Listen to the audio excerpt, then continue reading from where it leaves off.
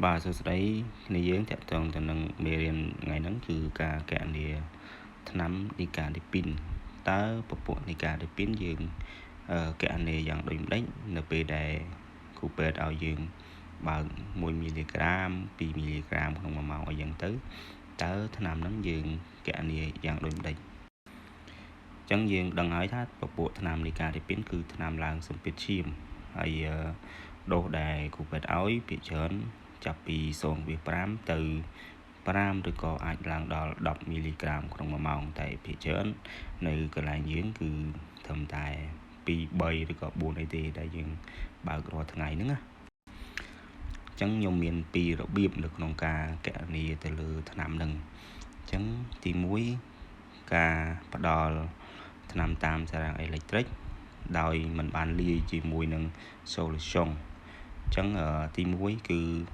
មានន័យថាថ្នាំនីកាដូពីនវាមាន10 មីលីក្រាមក្នុង10 មីលីលីត្រនៅពេលដែល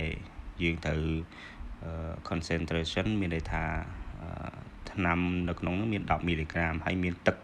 នៅក្នុងនោះ10 មីលីលីត្រដែរអញ្ចឹងនៅពេលដែលយើងយក10 មីលីក្រាមចែកជាមួយនឹង10 មីលីលីត្រទៅយើងឃើញ1 មីលីក្រាមក្នុង1 មីលីលីត្រអញ្ចឹងមានន័យថា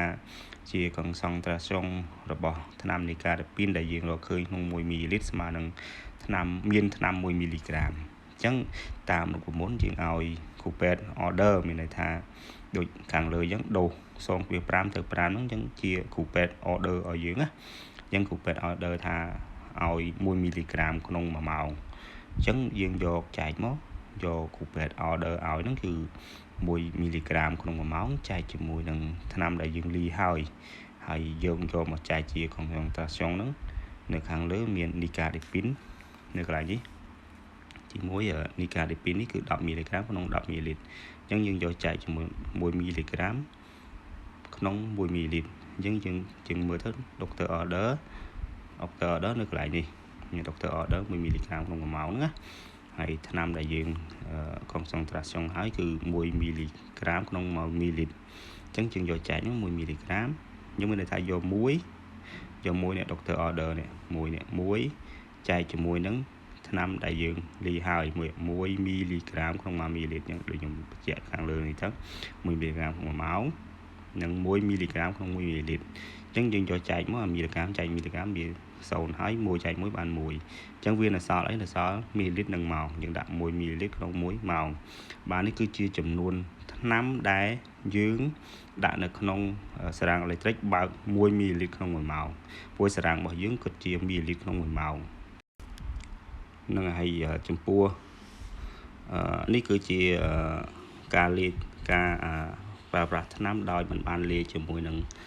ទឹកសេរ៉ូមប្រៃឬក៏ពួកដេសែងដែលយើង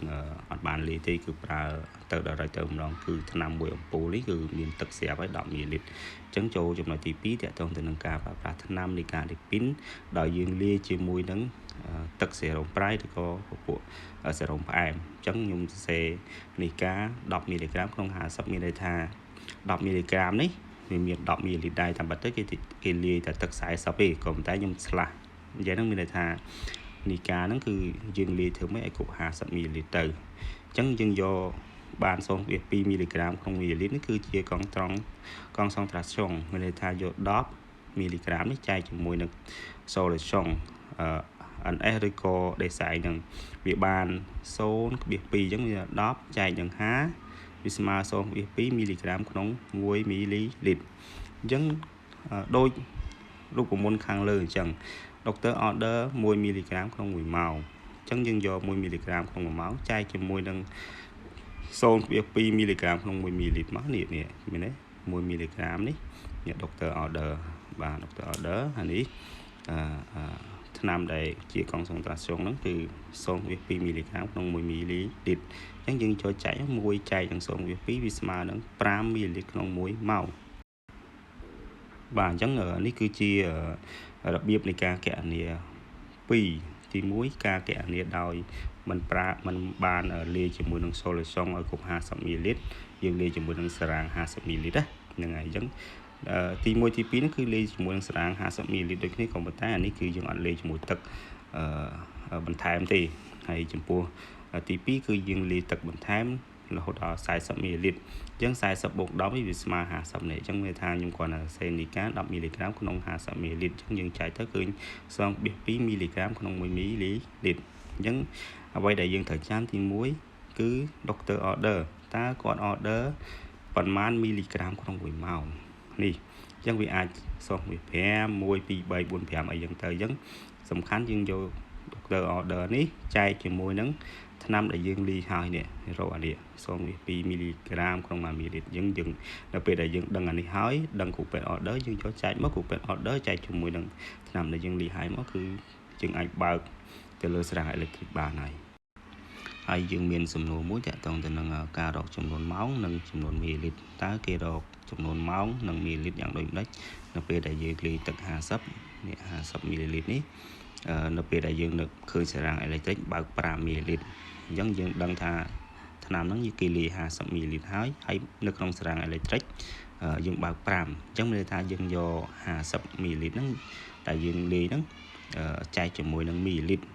នៅក្នុងសារ៉ាំងអេឡិចទ្រិកយើងឃើញ5មីលីលីត្រក្នុងម៉ោងអញ្ចឹងណាអញ្ចឹងយើងយក50ចែកនឹង5ហ្នឹងឃើញចំនួនម៉ោងហើយអញ្ចឹងនៅក្នុងនេះនៅពេលដែលយើងយក50ចែកនឹង5វាឃើញ10ម៉ោង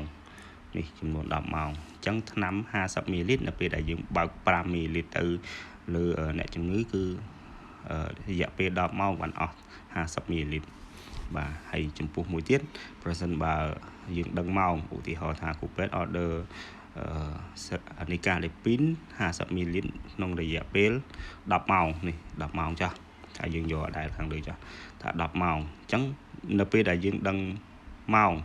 ហើយនឹងដឹងមីលីលីត្រនេះ50មីលីលីត្រនៅក្នុង5មីលីលីត្រស្មើ10ម៉ោងអញ្ចឹងនៅពេលដែលយើងដឹងម៉ោងណារយៈពេល10ម៉ោងអញ្ចឹងយើងអាចសេរនេះមកគ្រូពេទ្យ order 50មីលីលីត្រធ្វើម៉េចឲ្យអស់10ម៉ោងអញ្ចឹងយើងអាចយក50ចែកនឹង10ទៅវាឃើញ5មកអញ្ចឹង5មីលីលីត្របើកនៅក្នុងសារ៉ាំងអេឡិចទ្រិក